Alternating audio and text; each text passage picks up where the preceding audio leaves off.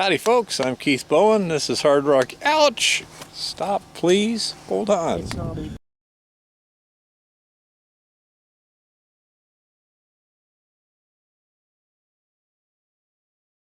And today we're back at Montana Bee here and getting ready to try and finish up the timbering. But before I can do that, first we have to deal with this minor issue. This antiseptic is not even wet anymore. Okay, well I don't think we got a whole lot else. We got alcohol prep pads, but I think I'd rather deal with... water up here anywhere? Should be looking at that bucket over there. Yeah, I don't think you want me to use my water.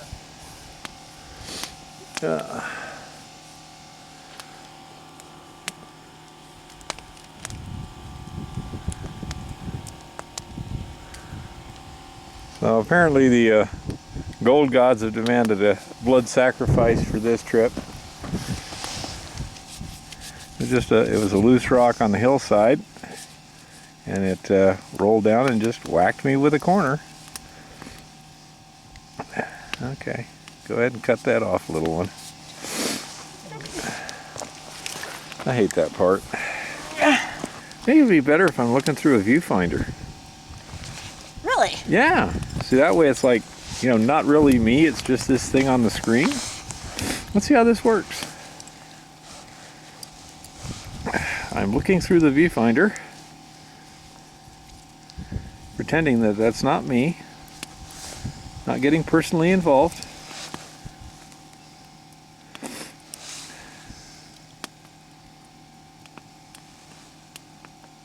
Hey, it's working. Here. Yeah, just a minor little bit of pain, no big deal.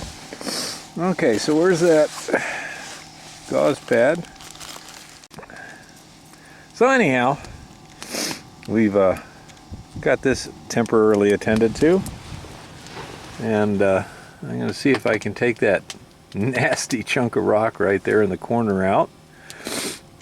That's the piece of kryptonite, and we'll get back with you shortly here. So we freshly sharpened the chisel, and now let's see what happens.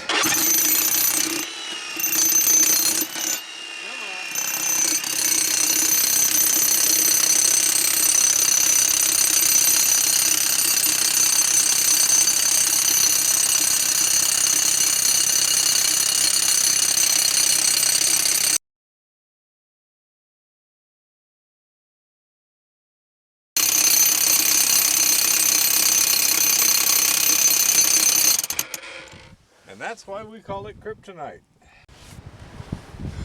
Okay, so here's the dealio.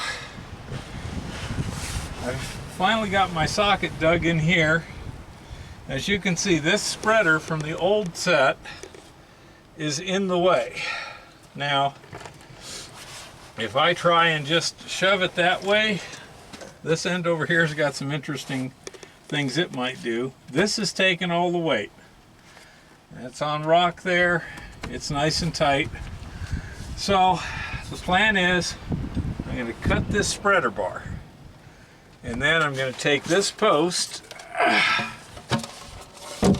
put it there, and this temporary spreader bar has a couple inches here, and I'm going to start pounding that to where it's behind this block.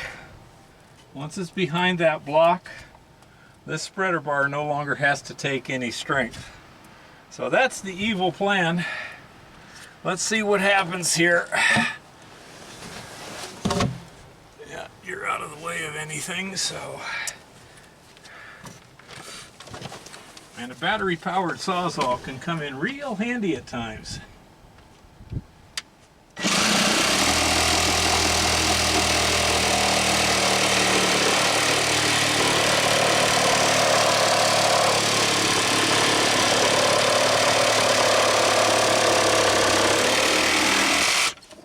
That's also a good indication of just how tight that is. It did not bind the blade, so it's not taking too much weight. Let's see.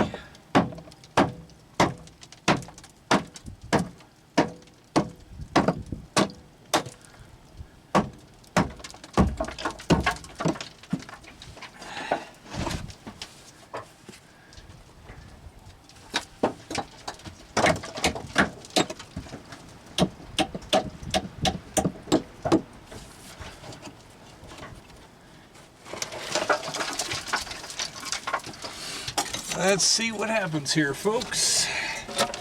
This could get interesting.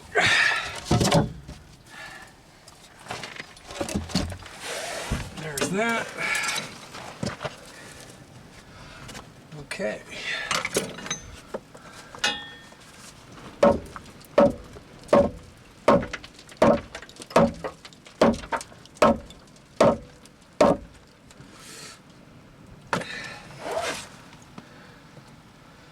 Okay, that's not taking much. That isn't hitting yet.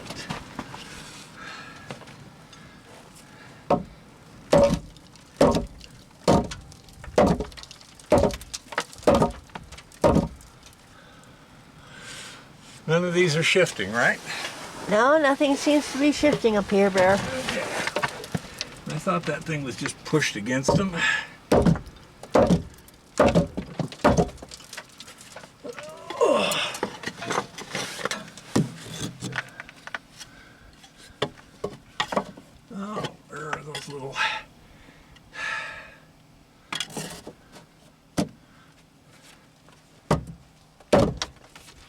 Okay, now we're up against that. Okay, we'll hold. Now I cut the temporary spreader bar.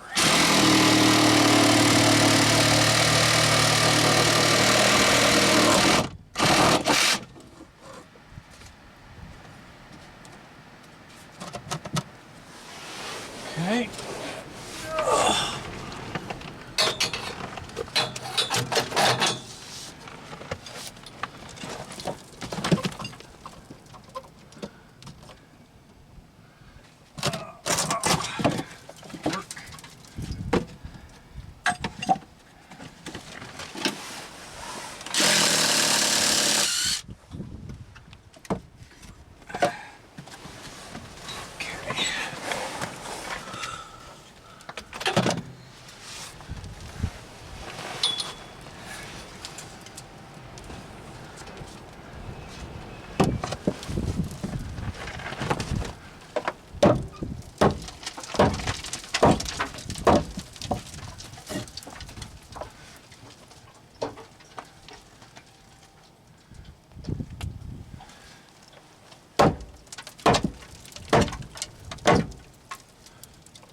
Okay.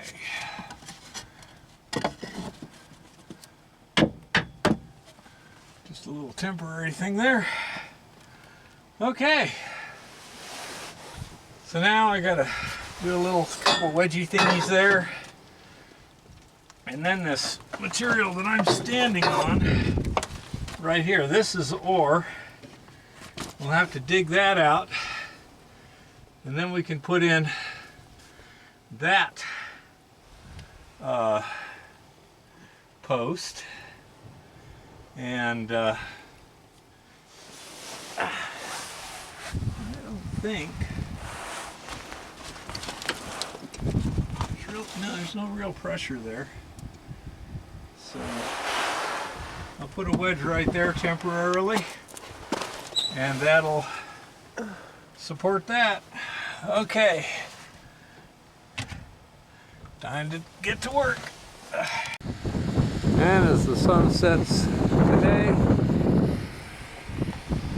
all this is wall rock. This platform needs to come up about between 6 and 12 inches to get the right angle on this. It's got a tilt.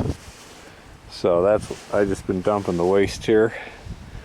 And we've got that other timber set in. I don't have the spreader yet because that depends on the angle, and I'll work on that tomorrow. Got a pretty good amount done today for one person, but I'll go ahead and get these timber sets done, a 5-foot sectional ladder track, and spreaders on the top too, I think. So, time to go make some dinner. I'm hungry. So here we are in the camper. It's a little after dark, about 40 degrees. We're warm and toasty. My clothes are up there, nice and warm in the ceiling above this. And so they'll be nice and warm in the morning when I go to put them on. Here's our little porta potty. There's our jackets, also same thing. They tend to get warm and toasty. And here's Eva relaxing with Wilbur and reading a book. Nice and warm. Mm-hmm. So, even though it's just a little bit above freezing, it's quite comfortable and cozy in here. So, thought you folks might be interested. I'll be back to work tomorrow. And here's the next morning at camp. It's 8 o'clock. And there's sun somewhere. But it'll be another hour or more before it gets down here. And typical breakfast, scrambled eggs and an energy drink, and then I'll get to work, and Eva will stay snoozing peacefully in the nice warm camper for another 2 or 3 hours while I get some work done. There's so little sun up here right now that you basically only have about 10 hours to work in. So I put that to best use while Eva puts the warmth to best use. Okay, I'll be up to work here in a minute. Let me finish this. And I've completed most of the tasks for the day. I've got the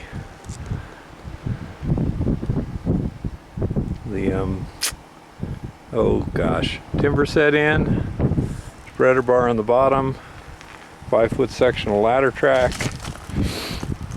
and we may need to move that a little bit later. You can see how that last timber is not exactly vertical, so that throws off the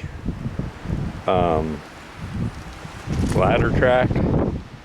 It's pretty well centered there, but it's going the wrong direction a little bit. So once I get below that where I can clear out from behind that timber, I'll probably kick the bottom over, put in a bigger spreader. Anyhow, gotta hang up all the stuff. And let me show you something while I'm at it.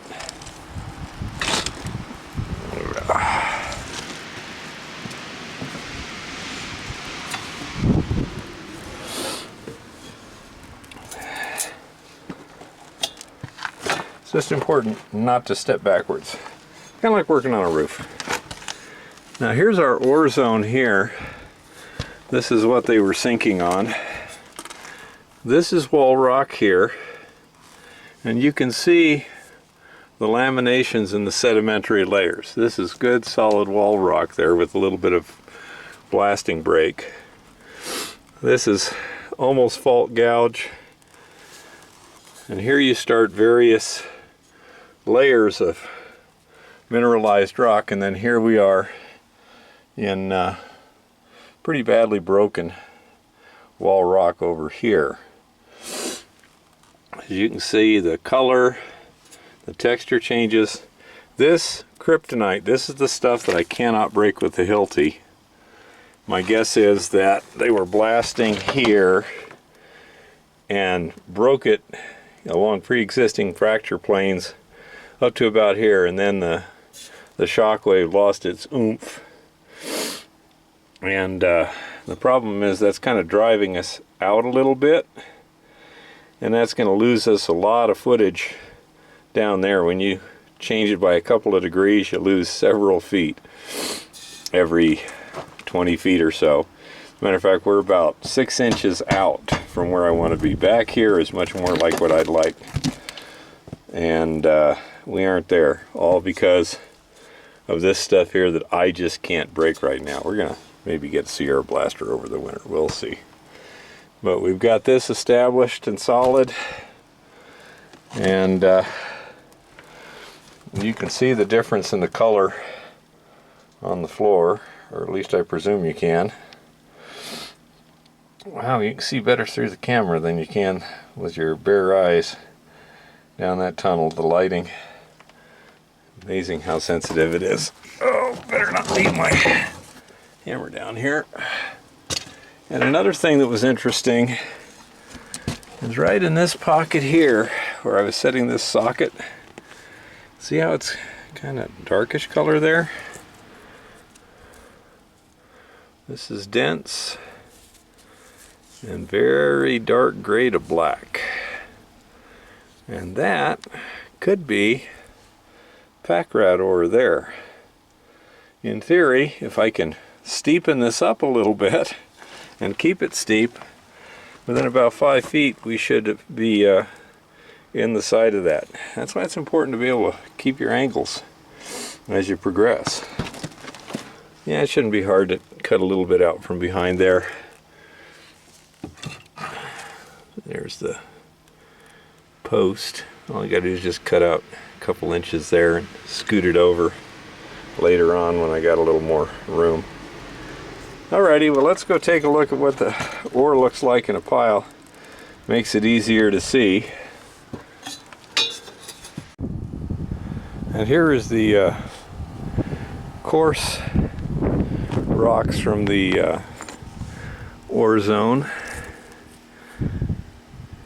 High in iron, they're dense. Some of them like this are porous, so they're not dense. And then this is that quartz stuff here, and take a look. That looks kind of like calcite, but it may be something else. What are these little things here?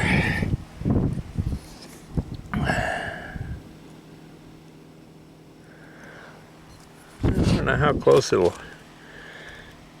focus, but there's lots of little crystals there, and this be some tough stuff.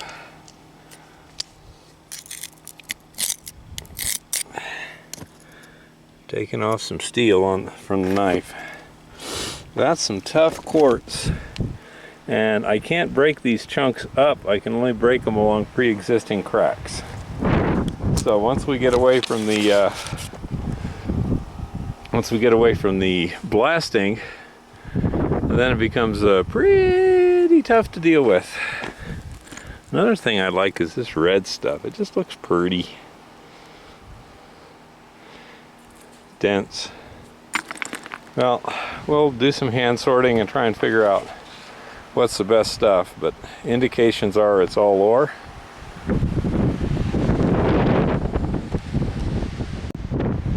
And so with everything buttoned up in the decline here, ready to lock it up, and